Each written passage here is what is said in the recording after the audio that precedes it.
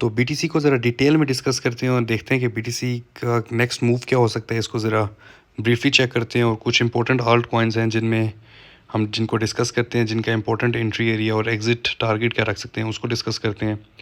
तो ये वीडियो बहुत ज़्यादा इंपॉर्टेंट होने लगी है। इसमें वैसे मेरी वीडियोस बहुत ज़्यादा शॉर्ट होती हैं, लेकिन ये थोड़ी सी ब्रीफ वीडियो होगी। इसमें मैं आपको एक्सप्लेन करूँगा मुख्तलिफ प्रोजेक्ट्स के बारे में जिनमें मैं इंटरेस्टेड हूँ और जिनमें मैं बाइंग करके बैठा हूँ।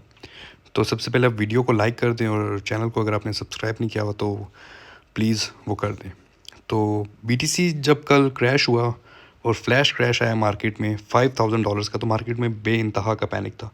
लोगों ने पैनिक में आकर सेलिंग की, लॉस बुक किए, कुछ लोग लिक्विडेट हुए। लेकिन एक दिन के अंदर अंदर बीटीसी ने दोबारा 40 अपना जो है 4000 का एरिया जो है, जो 5000 का डंप था उसमें से 4000 का रिकवर कर लिया। 1000 का जो है डंप रह गया है। इससे सबसे बड़ी बात हमें क्या सबक मिलता है कि ये मार्केट में चार्ट पैटर्न का सबको पता है। जो बंदा इस मार्केट में 1 साल से है उसको चार्ट पैटर्न का भी पता है, उसको सपोर्ट रेजिस्टेंस का भी पता है। गूगल पे सर्च करेगा, उसको हर चीज़ मिल जाएगी। जब ये सब पता होने के बावजूद हर बंदा लॉस में क्यों है? वो इस वजह से है कि इस मार्केट में वही शख्स कामयाब है जो मार्केट के सेंटिमेंट्स को समझता है और ऐसी सिचुएशन में जो कि हर 1 महीने में एक बार आती है, 2 महीने में एक बार आ जाती है, जो कि कल आई है।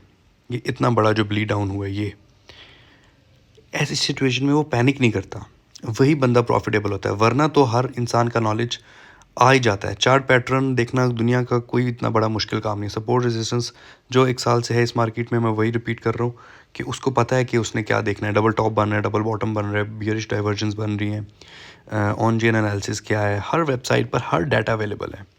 डिफरेंस क्या क्रिएट करता है? ये डिफरेंस क्रिएट करता है आपका एक्सपीरियंस, और आप ऐसी सिचुएशन में पैनिक करते हैं कि नहीं करते। मेरे अपने ऐसे बहुत सारे मेंबर्स जिन्होंने कल मुझे स्क्रीनशॉट भेजे, उन्होंने अपनी स्पॉट की बाइंग्स क्लोज़ कर दी। हालांकि मेरे मना करने के बावजूद उन्होंने क्लोज़ कर दी। और ये पैनिक सेलिंग थी। ये पैनिक सेलिंग थी। मार्केट इसी वजह से इतना बड़ा फट क्रिएट करती है और फेक न्यूज़ लाती है, ताकि हम जैसे जो ट्रेडर्स हैं, जो जिनका दिल इतना बड़ा नहीं है, वो फ़ौरन से लॉस बुक करके बाहर आ जाएं। और अभी जब वो मार्केट देख रहे होंगे तो वो सर पकड़ के बैठे होंगे कि यार हमने क्यों इतना पैनिक होकर कल बाइंग नहीं की और हमने प्रेशर में आकर सेलिंग कर ली। लॉस बुक होते हैं, लॉस बहुत सारे लोगों के हुए, कल बेइंतहा की लिक्विडेशंस हुई हैं। लेकिन जिसकी लेवरेज कम थी, जिसका पूरा अकाउंट वॉश नहीं हुआ, जिसकी स्पॉट में होल्डिंग थी, वो बहुत अच्छा रिकवर कर सकता था कल के लॉस से। तो बीटीसी ने एक दिन के अंदर दोबारा से बताया कि बीटीसी किंग क्यों है इस मार्केट का। तो वापस से अपनी उसी जगह पर खड़ा है जहाँ पर कल था। थोड़े से चंद $100 का फ़र्क है, दोबारा बीटीसी अपनी उसी जगह पर आ जाएगा।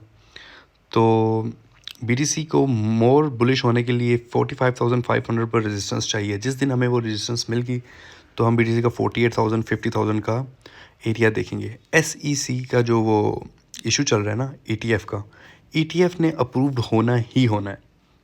ईटीएफ ने अप्रूव्ड होना ही होना है। बेशक वो 10 जनवरी को हो, 10 फेब को हो, 10 मार्च को हो, कभी भी हो, डजेंट मैटर, उसने अप्रूव्ड होना ही होना है अल्टीमेटली।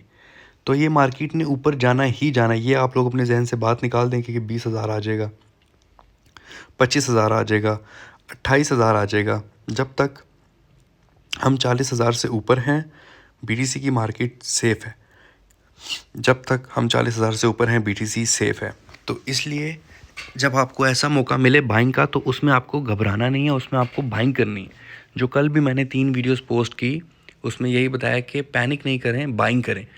किसी आल्ट कॉइन में आप इंटरेस्टेड हैं, जिसमें आपने स्टडी की हुई है, उसको 2x 3x पे लॉन्ग करें, वो आपको प्रॉफिट देगा। आल्ट कॉइन्स ने अभी मूव नहीं किया, अभी भी बड़ा अच्छा चांस है आल्ट कॉइन्स में एंट्री लेने का। जो आल्ट कॉइन बहुत हवाओं में थे पिछले दिनों, और जब हम कह रहे थे कि यार वो हमारी रेंज में है, और जब वो कल रेंज में आए, अभी भी रेंज में ही है, तब हमने पिक नहीं किया।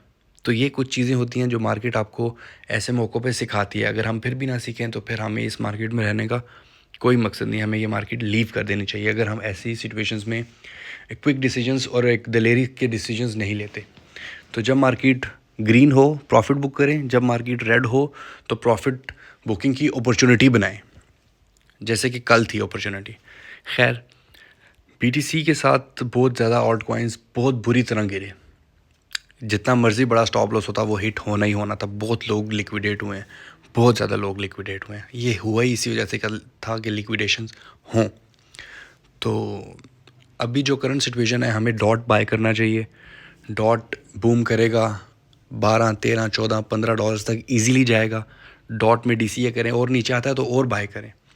2x पे कोई भी लिक्विडेट नहीं होता, 3x पे कोई भी लिक्विडेट नहीं होगा अगर आप पूरा फंड नहीं डाल रहे अपना। अगर आप अपने पोर्टफोलियो का 20% डॉट पे लगा रहे हैं और 20% दोबारा से आप उसके डीसीए पे लगाएंगे तो आप कभी भी लिक्विडेट नहीं होंगे। अल्टीमेटली आप उससे 5x 10x 15x करके ही मार्केट से निकलेंगे आने वाले 2 से 3 महीनों में। डॉट है, अभी मैं फ़िलहाल ओशन में लॉन्ग चल रहा हूँ। ओशन है, मेरा अपना पोर्टफोलियो 40% रेड था कल, लेकिन अभी वही पोर्टफोलियो सिर्फ 24 घंटे के बाद ग्रीन नहीं है लेकिन इक्वालिटी पे आ चुका है। तो यही एक मकसद होता है कि आप पैनिक नहीं हो। बीटीसी ने $4000 का डंप दे दिया है, तो और कितना कोई नीचे जा सकता है वो, वहाँ पर बाइंग करें आप। एक दिन में मार्केट क्रैश नहीं होगी, ठीक है। ईटीएफ ने अप्रूव्ड, अल्टीमेटली होना ही होना है। तो क्रिप्टो फ्यूचर है, तभी हम लोग इस इंडस्ट्री से मुंसलिक हैं अभी तक। तो ये फ्यूचर है, तो तभी इसके साथ हम अभी तक जुड़े हुए हैं। तो जब जिस चीज़ के ऊपर आपको भरोसा हो, आपने अपनी स्टडी पूरी की हो, तो आपको पैनिक नहीं होना चाहिए। ये अपॉर्चुनिटीज़ होते हैं, जो ग्रैब कर ले वो जीत जाता है, जो पैनिक हो जाए वो अल्टीमेटली इस मार्केट से आउट हो जाता है। तो बीटीसी के साथ डॉट को यूटिलाइज़ करें।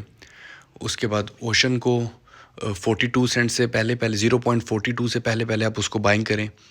उसके बाद एवेक्स तो हाथ से निकल चुका है। एवेक्स के ऊपर बहुत वीडियोस मैंने बनाई, लेकिन शायद लोगों को लगा कि वीडियोस में इतने व्यू नहीं हैं तो हमें बात भी नहीं सुननी चाहिए। जिनके व्यूज़ बहुत ज़्यादा उनकी बात सुननी चाहिए। एवेक्स देखें कहाँ है, सोलाना देखें कहाँ है। मैंने ऑटम की बहुत बार बात की है। ये autumn, dot, Uniswap, even though XRP, ये वो कॉइन्स हैं जो अभी आपकी रेंज में है। जिस दिन ये आपकी रेंज से चले जाएंगे ये एवेक्स और सोलाना बन जाएंगे, क्योंकि अभी उनमें एंट्री बनती नहीं है। वो सोलाना $14 से निकल के 120-30 डॉलर पे जा खड़ा हुआ, अभी भी 110-5 डॉलर पे ट्रेड हो रहा है। उसमें क्या ही बाइंग करेंगे आप, क्योंकि उसमें जब डाउनफॉल का चांस आएगा तो बहुत बड़े बड़े डाउनफॉल भी आएंगे। एवेक्स सोलाना में ऊपर भी जाएंगे लेकिन नीचे भी आएंगे। तो जो चीज़ आपकी रेंज में है उसको ज़रूर बाय करें, ताकि कल को जब मार्केट ग्रीन हो रही हो और प्रोजेक्ट्स बड़े बड़े, मैटिक जैसे कि मैटिक 75 सेंट्स में मैं पीट के थक गया कि मैटिक को बाय कर लो। $1 का प्लस लगा के दोबारा वो डाउन हुआ, दोबारा आपको 70 के रीजन में मैटिक मिलता है, उसको मिस नहीं करें। बहुत अच्छे प्रोजेक्ट्स हैं ये। तो यही है कि बीटीसी फ़िलहाल तो बड़ा अच्छा स्ट्रांगली बिहेव कर रहा है, लेकिन फर्दर इसको यहाँ पर एक इसकी इंपॉर्टेंट रेजिस्टेंस भी है। यहाँ पर आप लोग लॉन्ग करके ना बैठ जाए। ये टाइम, ये इसी की मैं बात कर रहा था कि ये टाइम लॉन्ग का नहीं होता। ये टाइम होता है प्रॉफिट बुकिंग का।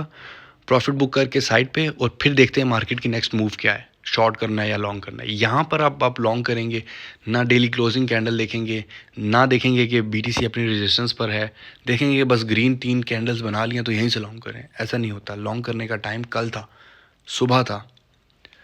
तो ये कुछ चीज़ें हैं जो आपको अपने माइंड में रखनी है। इथीरियम को अपने माइंड में आपने ज़रूर रखना है। मैं फ़िलहाल फ़ोन से वीडियो बना रहा हूँ तो आपको इथीरियम के चार्ट पर ले ही चलता हूँ,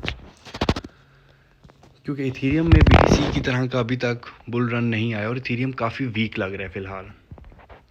क्योंकि इथीरियम में भी आपकी बाइंग अभी करंट पे भी बनती है। बाइंग डीसीए करें करंट पे भी, 2x पे 3x पे इथीरियम को बाय करें। नीचे आता है $2000 पे आता है और बाय करें। जिसका पोर्टफोलियो बड़ा है तो वो दिल खोल के बाय करें। आपने पोर्टफोलियो में अगर अपने एक्सचेंजेस में पैसा डाला है तो क्रिप्टो के लिए डाला है ना। इससे अच्छा तो आपके बैंक में ही पैसा पड़ा हुआ ठीक था। अगर पोर्टफोलियो में पड़ा है, यूएसडीटी अवेलेबल है, तो बाय करें।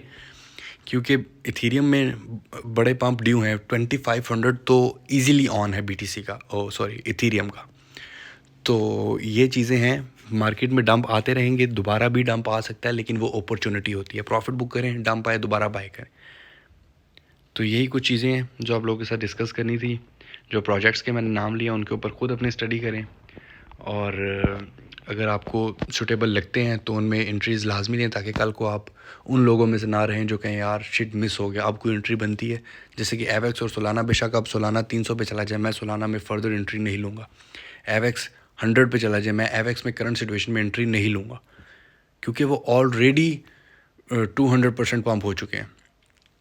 तो जो चीज़ पंप नहीं हुई और फंडामेंटली स्ट्रॉन्ग है, डॉट, ऑटम, यूनिस्वैप, XRP में बनती है एंट्री, एडा में भी बनती है, मैटिक, उसके बाद सुई कॉइन, शिप को मिस मत करना, शिबा इनू जो है उसकी फंडामेंटली बहुत स्ट्रॉन्ग चल रहा है वो, तो वो अपने टू ज़ीरोज़ तो इजीली किल कर सकता है, बहुत ज़्यादा ज़ीरोज़ है उसके अंदर, तो आप खुद हिसाब लगा लीजिएगा, 2 ज़ीरोज़ इजीली किल कर सकता है वो आने वाले टाइम पीरियड में, क्योंकि बेशुमार वॉल्यूम आ रहा है उसमें।